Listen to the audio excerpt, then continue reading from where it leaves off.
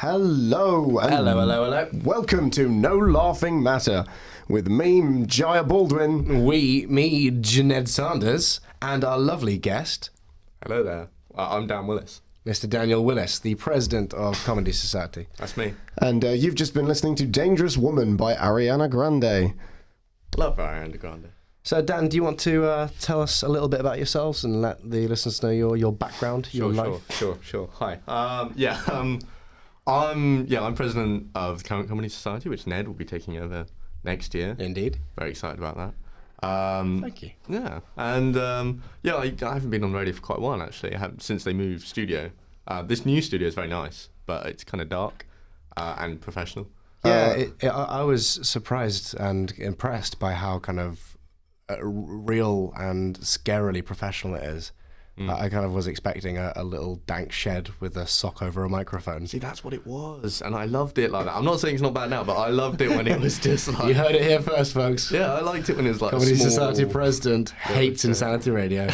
Back in the day when insanity was actually insane. Yes, honestly, it was great. And the first year they used to use me for news because I used to put on the BBC Voice and go, today at 12 o'clock in Egham, nothing happened. But and then second year I had a show called What Are You Talking About, Willis? Which I thought was a good that is a cheap. No, that's cheap. Come on, it wasn't what you talk about. It was what are you talking about, What Willis? are you talking about, Willis? He's so crazy. But it generally used to be just like me, Sunday morning, slightly hungover, trying to figure out something to talk about. But no one listened then. It's fine, no one listens to our show either. So no one has the answer to what is Willis talking about. Rubbish. But yes, could you talk about yourself in relation to comedy and to Comedy Society? Well, I don't know. I've been in the Comedy Society for a long time now. I joined after the first term of my first year, which was 2013. And yeah, I sort of bounced onto a sort of semi-committee, and then I was treasurer. So were you a part of the committee that wasn't president before? What were you? Were you treasurer? I was treasurer / vice at some point. Okay. It all got a bit muddled, as it does in Comedy Society. And then I eventually ended up president, and then I went away, and things sort of quietened down, and I came back and I was president this year. Yeah, well, I mean, when I first came here, I was immediately drawn to Comedy Society because I'd done comedy before and I wanted to kind of do it on campus. And I'm so glad I found Comedy Society because it's given me that chance. But everyone I've spoken to about it has basically said the same thing, that it has gone way up and way down, had a very, very changeable history. Yeah, I think part of me thinks that's just because comedy and comedians are sort of like that. It's sometimes we harder. are fickle creatures. It's very We are hard. like the ocean, harsh and unpredictable. It's very hard to arrange comedians to do anything. But and also very lazy. And they have boats on top of us. And are filled with fish. So many dolphins. Okay, this is getting so ridiculous. lost on this analogy. Yeah. Well, we usually start the show by introducing the topic. Yeah. And we've gone kind of way off that. Our actual topic is... It's because Dan Willis is so fascinating. I didn't really give a good description of myself. I'm a man who does some stand-up and currently president. That's all you need to know. Our real topic is physical comedy. We were thinking about... all the classic physical comedians from back in the golden age of the silent film, the Charlie Chaplins and the Buster Keatons, all the way through to modern day acts. It's kind of underground and more indie, but if you go to fringe shows, you see people like the boy with tape on his face, or Jai was literally just showing us someone I'd never seen before. That's it, Leo. Who does an entire act where it's... Do you want to explain it, Jai? Yeah, sure. So if you imagine he's in a box... and there's a camera filming the box, and then next to the box is a big screen, and really as an audience member you're meant to be watching the screen, but the fact that the box is next to it is really good because you can witness the process as it happens. But the film is being displayed at 90 degrees rotated, so when he's lying on the floor, the film makes it look like he's leaning against a wall. And so obviously he can play with all sorts of things like that, like by just scurrying along the floor backwards. It looks like he's flying up into the air, and he can do fun things with physics, like drinking a cup of water. An hour and a half long show, his Edinburgh one. I think it was maybe an hour, but it was a full length show. Even an hour, that's like with that one gimmick, that is a lot. He did a lot of stuff with it. It was really impressive, and he did things by, like, he drew with chalk. He sort of drew a house onto things and interacted with a kind of made up house and all sorts of fun stuff. Throughout the entire thing, no words. Not a single word was said, which is really fantastic. I think there's a very bizarre type of talent which I think goes into physical comedy, but there is also, I suppose, the downside of physical comedy, which is lazy slapstick, which. Well, like punch someone in the face, haha, violence is funny sort of thing. I mean the kind of in the, what's the man I'm thinking of? Adam Sandler films or Paul Blart's Ball Cop, where someone falling through a roof and landing on their behind is a substitute for actually something funny. They made a second movie. I can't believe Paul Blart Ball Cop got a sequel. What is going on? I'm really sad that we have sullied this radio show by even mentioning its name, if I'm frank. Can I say, though, that I don't like Boy with Tape on His Face that much? Oh, really? I'm a big fan. Well, I saw him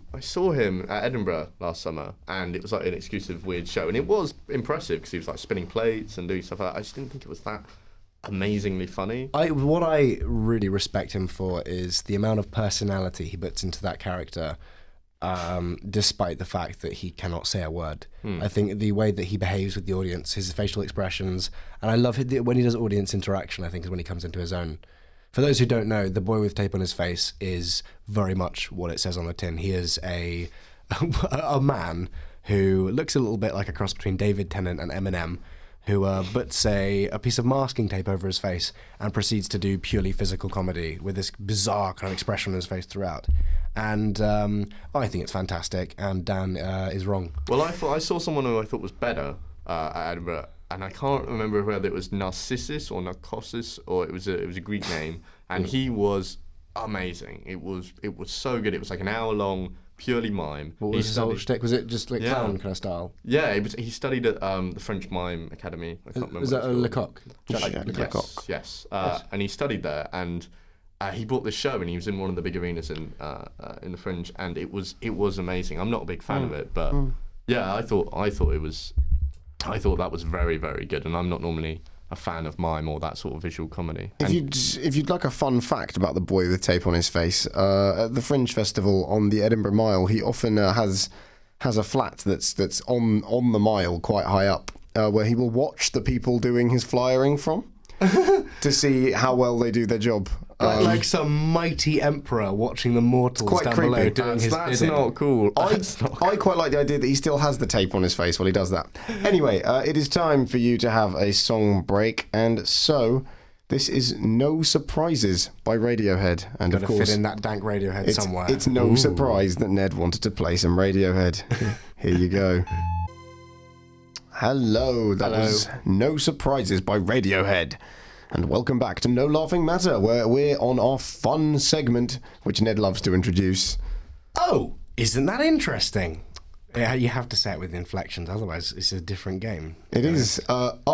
Isn't that interesting? Actually involves lots of violence. It really is critical that you differentiate between the two. It's like one of those games that like Emperor Nero used to play with like his Christian slaves.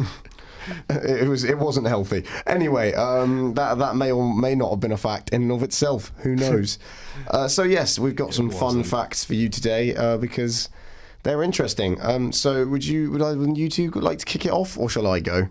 I'll kick it off. Kick it off. Okay, this is a fun. I'm reading this as I go. It's the reason the taste of artificial banana flavouring and artificial banana-flavoured products doesn't taste like bananas is because it's based off a type of banana that was wiped out by a plague in the 1950s. Isn't that crazy? So you know when you get those little banana like pick and mix things, you know how they taste like not. That's a different type of mystical alien banana which is lost to time. That's but interesting. It's had its flavour preserved in sweets, which I think is quite fun. I think it's quite fun. It's also quite sad that A, it got extinct, and B, that it lives on in such an unhealthy form now. Ja, you're too cynical. I love life, people. Sweets is not a bad way to. I would happily, if I died, happily have my. Your flavour preserved in sweet. Ned Sanders, everybody. I would not mind living on in the concept of sweets because they're just a fun and lovely thing. Well, there we go. Mr. Daniel Willis is hurriedly looking through his phone to find an interesting fact. I think he's got one. I have no facts in my brain, but the internet has facts. I also don't know what facts have been said on previous shows. It's probably going to be one, but go on. Yeah. What about man with longest beard? Oh, no. No, we haven't had that one. In 1567? It's just as if we're going to get it from the little facts. Yeah. No. Oh, that man with the longest beard. I was the thinking the one from 1600. 1600. No, in 1567, the man said to have the longest beard in the world died after he tripped over his beard running away from a fire. Oh, that's fantastic. Oh, wow. Our secondary option for this theme was gallows humour and dark comedy, and that would have been perfect, because that is a brilliantly funny but terrible, ironic little real-life death. That's a sketch in and of itself already. The horrible histories crew would definitely play with that one. Oh, that's actually a great one. I would say Dan's winning so far on the, isn't that interesting-ometer? It's a lot more safe than the isn't that interesting-ometer, which is measured in how many deaths have occurred it's in the arena. measured in litres of blood. I like how we're so close next to each other on the mic. I know you can't see listeners at home, but Did you hear that? That was me giving Dan a little kiss on the cheek. Me and Ned's faces are so close together. We are sharing a microphone. They look like a happy couple. We are. Oh. Imagine if this was therapy. What was that look? What was that look when I said we are a happy couple? That was definitely a disapproving look. No. Don't worry, we're all accepting. We're all accepting here. So yes, my fact is a fun actor fact for you. As we all know, this generation, the children of the memeverse, are in great love with a man named Nicolas Cage. Oh, what a man! What a hero! Would you believe that it was actually Nicolas Cage that got Johnny Depp into acting? Oh, I love that. I love that. I mean, can you imagine if Johnny Depp had actually been Nicolas Cage's apprentice? Oh my God, it would be like Nicolas Cage trying it as like a fun little experiment, and then seeing how much more infinitely talented just imagine his apprentice grows than him. Just imagine Nicolas Cage as Jack Sparrow. Oh my God. Ladies and gentlemen, you will always remember this is the day you nearly got Captain Nicolas Cage. I love weddings. Drinks all around. Oh my God, that's a sketch there. We're cracking them out. That is fantastic. See, this is actually nothing but a workshop session for us to come up with our own ideas. The truth's out, people. Yep. The truth is out. Do you want to talk a little bit more about physical comedy? And wasn't that interesting? Oh, it was. There we go. Now the game is done. The ritual is complete. I should say, I was talking earlier about a Greek guy's sounding name. His actual name is Nautilus, was the guy I was trying to refer to when we were talking about Boy with Tape on his face. That's cool. That's cool, Dan. Anyway. Well, that's just rude. Just trying to provide. He's actually bringing us back onto topic. I'm combining, isn't that interesting topic? Sorry, yeah. With the topic we were doing before, but I can leave. The interesting fact is that Daniel forgot his name. But yes, no, that was the guy you're talking about. Back onto the. I'm sorry. Can we switch? Can we switch mics, Jar? Is he bullying you? Yeah. He's pinching me under the table. Tut, lovers tiff.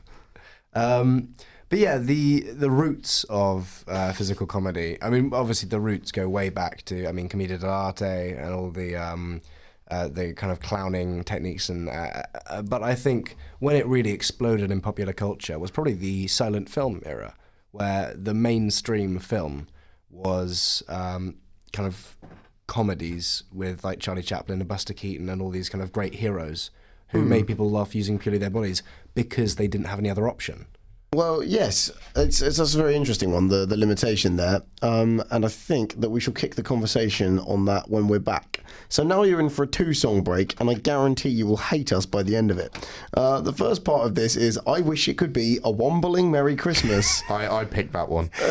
by Wizard and the Wombles. If you don't like it, you're wrong. It's not even Wizard feat the Wombles, it's just Wizard and the Wombles. So when you're ready...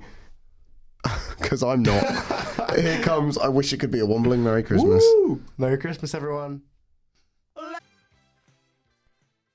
Hello, everybody, and welcome back. So, yes, you did just have to listen to I Wish It Could Be a Wombling Merry Christmas, followed straight up by Wake Me Up Before You Go. We just hate you so much that we wanted to put you through that. I loved it. But it was great, wasn't it? It was a wonderful time for all. I was loving it. There was a moment when I was sitting and listening to the Womble song, and I genuinely got that like Christmas feeling. I was like, it's Christmas. It felt great. I mean, anyway, we're not here to talk about Christmas. No, That's we're not. not for another 6 months. We're here to talk about comedy. yes, we are indeed. Specifically physical comedy. When we left off, we were kind of just opening a dialogue about kind of Charlie Chaplin and Buster Keaton and these silent film era heroes. And I think it's interesting that a lot of that came out from the fact that they were being funny with their bodies out of necessity because there was no audio. And there was the old trick with the speech that comes up on a kind of blackboard in between. But I think a lot of people realized even then at the time that wasn't enough to carry an entire story. And the simple way of making really good quality entertainment was to get very talented physical comedians to be funny with their bodies. Yes. And that would be a logical thing to do. I mean, if you can't talk, you've got to use every other asset you have, don't you? And also interesting would be the lack of colour as well. Yeah. They the whole thing of Charlie Chaplin, you know how he's always portrayed with the eyeliner and the kind of white face paint. That was a really standard thing for any actor, even non-comedic actors. But I think Chaplin, especially in that time, really benefited from it because of his facial expressions. It really accentuated it on that poor quality black and white cameras. It's like the same reason that Tim Minchin wears eyeliner, because it makes his eyes pop out and it accentuates his expressions. So when he's in an arena and there's people miles away, they can still get so much more of his comedy. If you don't, do you know what I'm trying to say? Yeah. I completely understand. I mean, makeup does accentuate the face, and I think when you're coming to the physical comedy of trying to make large facial expressions and things like that, it's very important. But it's interesting as to sort of why this stuff is funny. You know, for example, a sort of a man just attempting to walk up a staircase while it moves down like an escalator. That was a Buster Keaton scene. In his funny house, or just like a little train with meals on it that goes around. And just so many funny little concepts like that. Oh, Dan, would you could you ever see yourself be like doing physical comedy? Yeah, I certainly think so. I think as most sort of people who want to do comedy reached a certain point in their childhood where even if you weren't going to tell a joke, it was just as good if people were laughing at you. So there comes a point where you don't mind falling over, being stupid, being laughed at, because you get a laugh and it's funny. So I certainly experienced that. I've never done it on stage. Before you came, we were talking about your joke about, I can't go into the details of the joke on radio, but it involves, the punchline is you readjusting your glasses. Yeah, that's the only, that's strange. It's interesting, but that's the only real physical thing I've ever really done. But I think that's fascinating that, because that joke generally goes down well, and the punchline is purely physical. There's no words.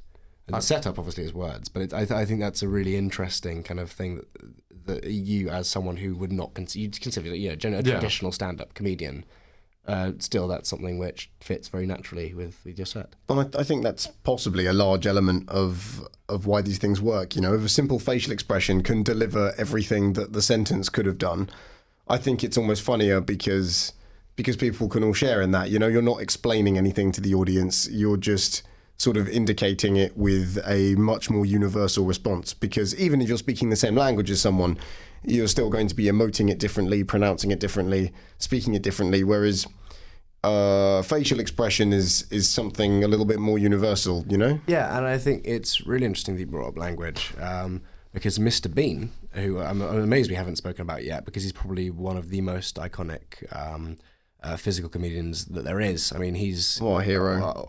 Arguably up there with Charlie Chaplin. And he's so popular in other countries, but non-English speaking countries. Oh yeah, because he's so translatable and so universal, like you say. I've seen him on the TV a lot while I've been in India. Oh really? Yeah, he's a very popular man. Germany, certainly. They love him in Germany. Yeah, I think it's interesting in Germany. They're very big on their physical comedy. I cannot remember what it was. Either of you guys help me out if you know. There's a TV, there's a special which is black and white, involves lots of physical comedy, and is played as kind of a tradition in Germany once a year. I'm trying to remember what it is. Does this ring any bells to you guys?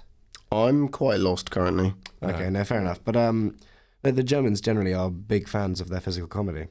I think it's interesting to see how that kind of translates into different styles of different national senses of humour. Yes, it's the idea of national senses of humour is a very interesting one. That must certainly mean that physical comedy is able to transcend national ideas of comedy. Like British comedy is very different to American comedy, yet slapstick is universal. Definitely, because... Well, I would say slapstick's universal in some respects. When me and a bunch of lovely, lovely talented people from Drama Society went to France to do a show, View from the Bridge, that we'd done here, and we performed it in front of French audiences, and the reactions we got were not what we were expecting at all. There was lots of laughing, even during very dramatic bits, and it was quite disheartening. But afterwards we spoke with, it was an international school with mostly French students, and we spoke to one of these teachers who was English, and they said the difference between English theatre and French theatre is that French theatre, it's very cerebral, it's very dialogue based, there's hardly any moving, and if it is moving, it's someone kind of gasping or running to another spot on the stage. So for them to see, big movements and fights and people kind of, bursting on stage, or people, kissing on stage, it's really a kind of new concept for them.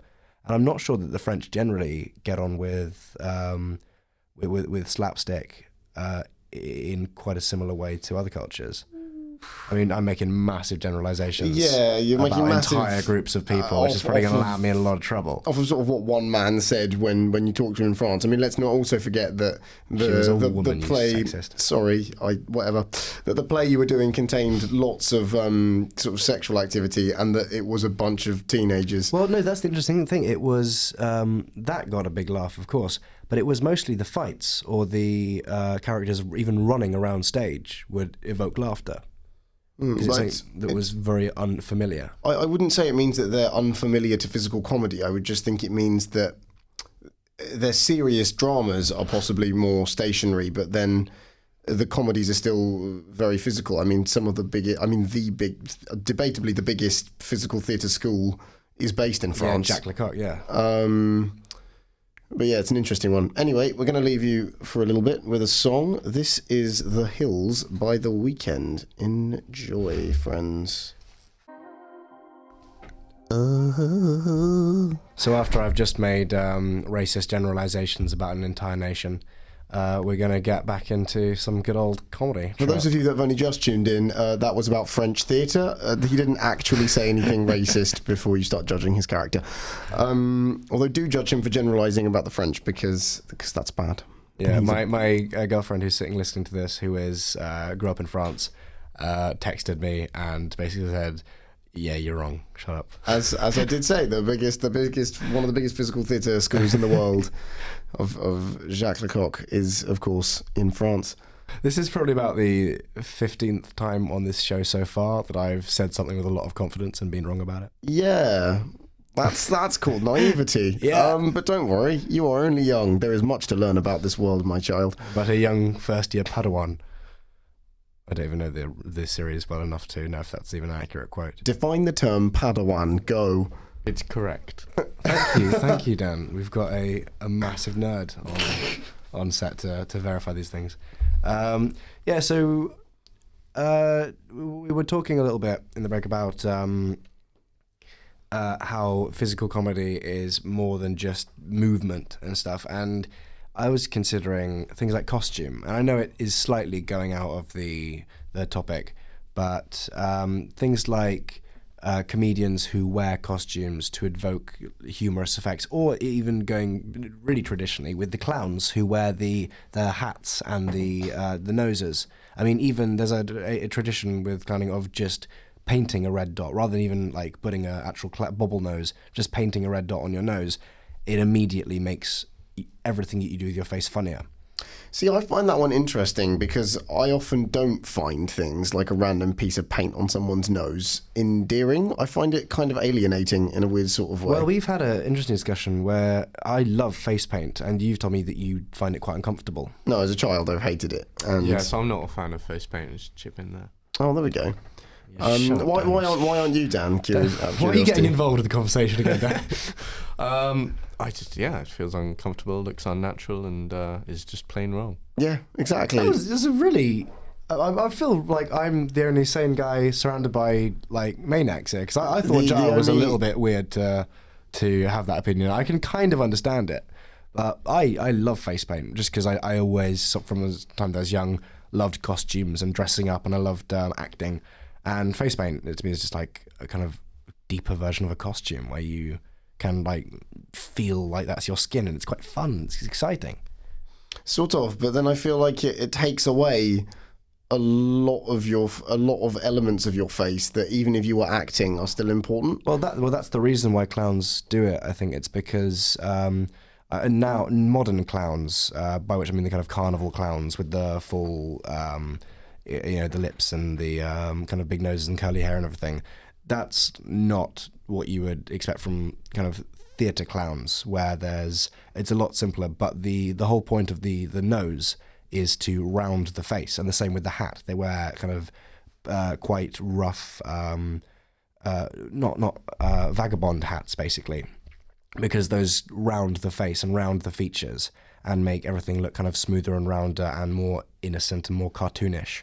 Yes, I suppose it's an interesting one because I tend to like in my comedy and my theatre, I like to feel. I mean, obviously in theatre, if you're telling a story, that's understandable. But in comedy pieces, I like to feel something of the person performing to a degree. And I'm not saying that you can't with certain outfits and things, but... does that not defeat the point then of character comedy? No, I'm not saying I don't like character comedy. It's quite difficult to express what I mean, but there's something about overly visually altering the face or something that I find puts up a barrier of connection for me. Okay, well, I think that's really interesting. Is this similar to your kind of reasoning here, Dan? He just thinks it's wrong. I honestly don't know. I don't think I agree with that. I suppose so. It takes away from... Is it past traumas? Perhaps. I mean, clowns are scary. And, talking about round faces, I like edges. I like to see the edge of someone's face. See, these clowns should actually just be accentuating their jawlines. Just with really masculine, beautiful jawlines with a little bit of stubble. Let me say I'm not as against face paint as Joe. I would take a sort of a back seat on this important issue. Suddenly softening the tone after making the big damning statement it's wrong. Anyway, we're going to have to wrap up the discussion on this. Have we got anywhere with that discussion? Dan doesn't mind face paint. I love face paint, and Jai hates face paint. Hate is a strong word, and we also learned that you know nothing about France. Yeah, well, it's a rubbish place anyway. So. Oh, really? Anyway, so we're going to have a song break in a minute, but first up, it's time for our game, Terrible Jokes for Terrible People. So over the course of these next two songs, we will all be writing a piece of a completely original joke or stand-up on a topic that we are going to give each other now. So, Ned, I would like you to do a piece of humour on sharks, please. Sharks. Okay. Dan, I would like you to do a piece of humour on clowns. Excellent. And for me, Dan? I suppose I'm picking for Jai. I would like you to do a piece on the armed forces. Oh, the armed forces, lovely. And now it's time for one of my favourite songs, just for how gorgeously obnoxious it is. This is Love on Top by Beyonce. See you on the other side. Hello and welcome back to No Laughing Matter for our final section of the day. This is Terrible Jokes for Terrible People. And boy, are they terrible today, I tell you for certain. I have written possibly the worst thing I've ever written. So I had to write something about the armed forces, and this is just really some musings. I'll just read exactly what I've written. Why not? So the armed forces are often glorified in popular video games such as Call of Duty. But imagine if that was real war. People training in academies to learn how to jump in midair while rotating and shoot someone in the back without aiming. Or to magically gain the ability to set a load of eerily bullet-resistant dogs on someone just because you successfully killed 5 people without dying yourself. Throwing tomahawks at a distance blindly into the sky on the sheer hopes that maybe they hit someone. However, you never really see your own character in Call of Duty.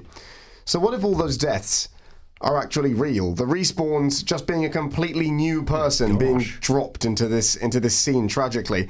Or perhaps everyone is in a dream, endlessly repeating. Or maybe that they're dead and already and in a Valhalla-like environment designed to fight for eternity. So what started out as jokes just became my own musings on... That first little bit was... Call of Duty. That first little bit was really good, and you could develop it into a good piece of stand-up. The second bit was a little bit like a grim fairy tale, like, from the future. Like, it was a little bit dark. Next time you play Call of Duty, kids, think about what you're doing. Oh my God. Can I go next just because I've got 2% battery? Go. Okay, this is just a stream of consciousness, and it is appalling. A shark walks into a bar. The barman says, "Why the long face?" The shark says, "I don't get it." The barman says, "It's like long face means you're sad, but because you're a shark." He says, "That only works for horses." He goes, "But sharks have quite long faces." He goes, "If anything, we have comparatively wide faces." He goes, but why the wide face doesn't mean anything. That wouldn't be funny." He goes, "Yeah, I get that, but I'm not a horse, I'm a shark." He goes, "But it still kind of works."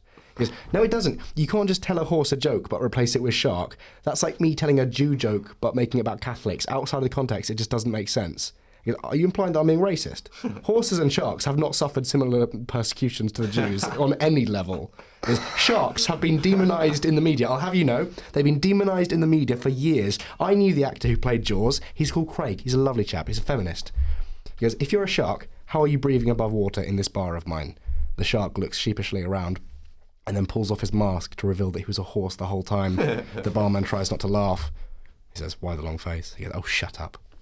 Hey. I like that. That's actually quite cute. Yeah, that was pretty good. Thank you. I like that. All right, off you go, Dan. mine's not gonna go. You've got 1 minute and 15 seconds. Mine was about clowns. I like clowns. I have a theory that the first clown was just a disgruntled makeup counter salesperson who just happened to fall over one. Hey. I like to think that there are clowning universities, and the entrance exam to a clowning university, the first question is, how many people fit in a car? Clown cars, of course, the most economical of travel. And to get to this university, it's tough, and you have several courses you have to complete. Makeup, wig making, balloon tying, and first aid, because, that just makes sense. And my brother's very afraid of clowns. Not just because of the look, because I once told him that clowns aren't paid in cash and they just get to pick one child at the end of the show to take home. Fantastic. And my last one was about the only time I ever had a clown at my party. It was very, very weird. He didn't need the red nose, he was an alcoholic, and he just sort of made a balloon tax return, gave it to me and said, "Welcome to the real world." Brilliant. Well, we've got... That was really fantastic. I wanted to say really quickly... we've got 10 seconds. The Clown University comment, they are real. There are Clown Universities. I know lots of people who'd be very angry at your "I like to think." Right, well, there you go. We've been Giant, Ned, and Dan. This is the last time you'll ever hear me on the radio. It'll just be Ned from now on. I'm really sorry about that. And a guest. Thank you for listening to the music. Thank you for listening to the comedy. And It's been a we pleasure. will see you on the thank other you for having me. side, friends.